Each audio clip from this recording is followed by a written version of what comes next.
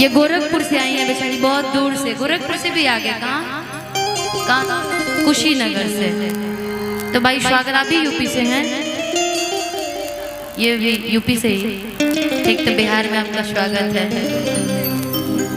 भूलन नहीं कि बस बतावे के पड़ा था, इन लोग के पता चल जाए। हम तो रोजे मिला था नहीं ना, लेकिन रोज ना इन्हें कई दिन से नहीं मिल पाता, पहला बेर मिल रही है।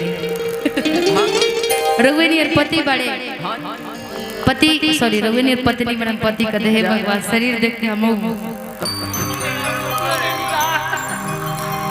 नहीं, पति तो मुझे होना चाहिए, तो मैं तुमको पति बोल रही हूँ। मान लो तुम्हारी जैसी पत्नी है कि भी पति अचानक बाहर से आवत रहे, पहले मोट झोट रहे रघुवे नियर हमरे नियर, लेकिन दिन पर दिन काहे दुबर पातर हो गई बड़े।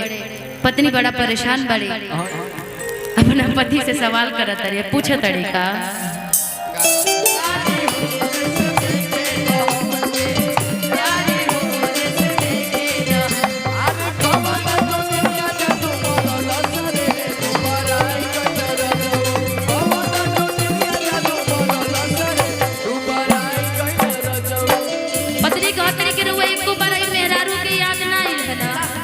पति कहते याद आइल है, लेकिन का करी विदेश कमाए आइल बने, तो पहले पैसा होगी ना तब तू याद आइबो।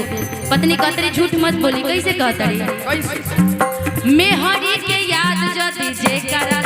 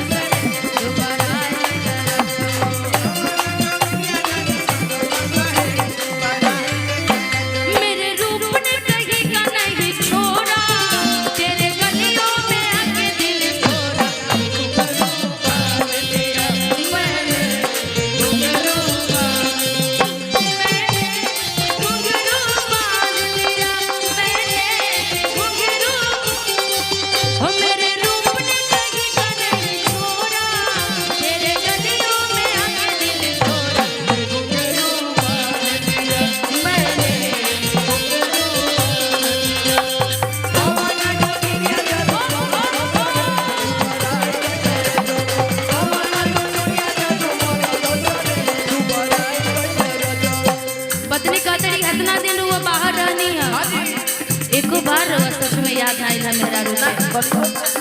आखिर बताई पहले गोर रही, अब करिया हो गई बनी, आखिर ऐसे भई नहीं है तो काहे भाई में राजा तू तो बार हो मारा दा बेदारा दा,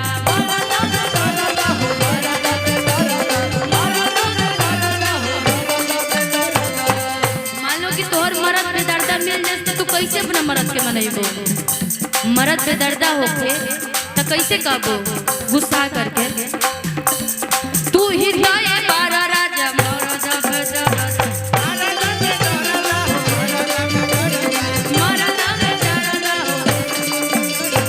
घर में लगा के गईला में हरी लगा बारा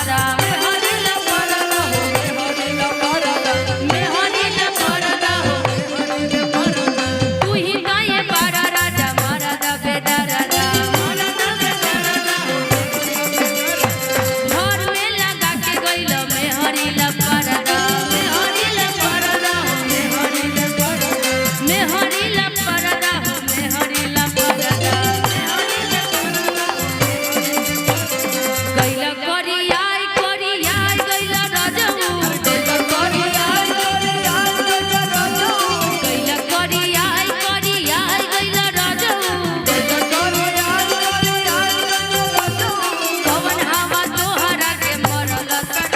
गरिया रजू